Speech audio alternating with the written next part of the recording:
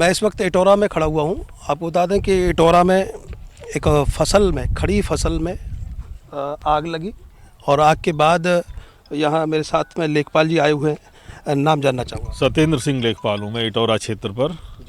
सत्येंद्र जी, जो स्थिति बनी हुई है उसको किस तरीके से देखते हैं? अब किसान की फसल में जो आग लगी है उसका मुआवजा वगैरह किस तरीके से अब ये इस तरह की घटनाएं एक तरह से दैवीय आपदा में ही आती हैं, और अगर किसी ने जानबूझ करके लगाई है ये आग तो फिर वो एक क्रिमिनल केस होता है, उसमें फिर उसको दैवीय आपदा वाला लाभ नहीं मिलता। अब ये जांच हो गई इसकी कि जांच अज्ञात कारण से लगी है या किसी ने लगाई है, तो इनको उस हिसाब से उचित मुआवजा दिया जाएगा।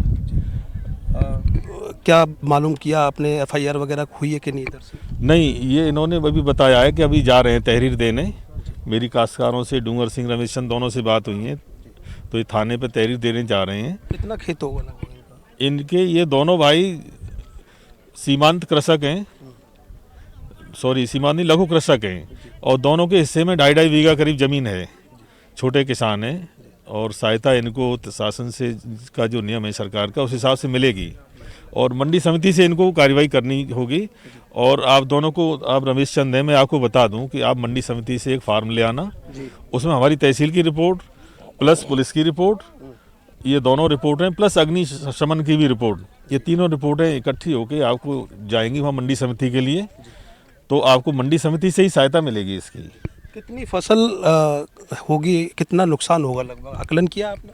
हाँ, ये मानिए कि डूंगर सिंह जी का तो ये हिस्सा है ना, ये रमेश चंद जी आप हैं, आपका हिस्सा तो करीब 1.25 बीघा गेहूँ है आपके पक्के, और ये पीछे इनका डूंगर सिंह जी का है, इनका 1 बीघा के अंदर है रकबा। जांच का विषय तो है ही है, अभी रिपोर्ट भी करने जाएंगे जी, लेकिन उसके बाद अगर ये दैवीय आपदा में आता है तो कितना लगभग इनको मुआवजा मिल सकता है? मंडी समिति से इनको इनकी जो नुकसान की सीमा है वो 20,000 के अंदर है दोनों की अलग अलग, इससे नीचे ही मुआवजा बनेगा इनका। इससे नीचे बनेगा। हाँ। कितना समय लग सकता है इसमें? 1 सप्ताह का समय। 1 सप्ताह। हाँ, जैसा अभी एक न्यूज़ मैंने पढ़ी थी, उस न्यूज़ में 1 सप्ताह का समय है, और पहल तो इनको करनी होगी, मंडी समिति जा कर के फार्म लेना होगा, बाकी हमारी रिपोर्ट तो कल वर्किंग डे में दर्ज हो ही जाएगी। अच्छा, आए दिन हम घटनाएं सुन रहे हैं, तो किस तरह का देख रहे हैं कि ये साजिशन हो रहा है या फिर दैवीय आपदा ही दिखाई दे रही है?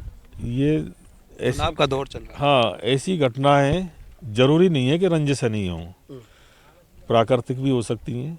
भाई तेज आवाज़ से कहीं आग का कोई जो है तिनका उड़ के चला आए तो दैवीय आपदा का भी रूप बन जाता है, और कोई अगर जानबूझ के लगा रहा है तो वो एक अलग मामला बन जाता है। दोनों की नेचर अलग है। आपने क्या देखा? क्योंकि यहाँ पे इन लोगों ने बताया है कि एक लकीर सी बनी हुई है, ये डिब्बी भी दिखा रहे हैं कि कोई पेट्रोल या फिर कोई केमिकल उस डिब्बी में, ये बता रहे हैं कुछ ऐसा। ये जांच का विषय है, तो क्या लगता है? पता चलेगा, अभी एट रैंडम नहीं कुछ कहा जा सकता। हाँ, इसमें अभी अचानक एकदम नहीं कहा जा सकता कि क्या हुआ, कैसे हुआ। हाँ, तो और कुछ दिनों बाद चर्चाएं भी होती हैं कि ये घटना कैसे हुई, कहीं न कहीं से कोई सुराग निकलता है इसका। और प्राकृतिक मामले में तो, और ये वैसे तो लाइन के नीचे खेत है ये, तो लाइन चालू नहीं है, फिर भी नुकसान तो हुआ ही है, और नुकसान किसान का है, किसान के गेहूं जले हैं, तो कुल मिला के सहायता के तो पात्र हैं ये। हाँ, बिल्कुल सहायता के पात्र हैं और सहायता मिलनी चाहिए, आपका कहना है, लेकिन जांच का विषय भी है। जांच के बाद क्या कुछ होगा, इनकी रिपोर्ट लगेगी और उनको मुआवजा मिलेगा। कैमरे के पीछे RN बघेल, मैं करतार सिंह बघेल, अर्थ न्यूज।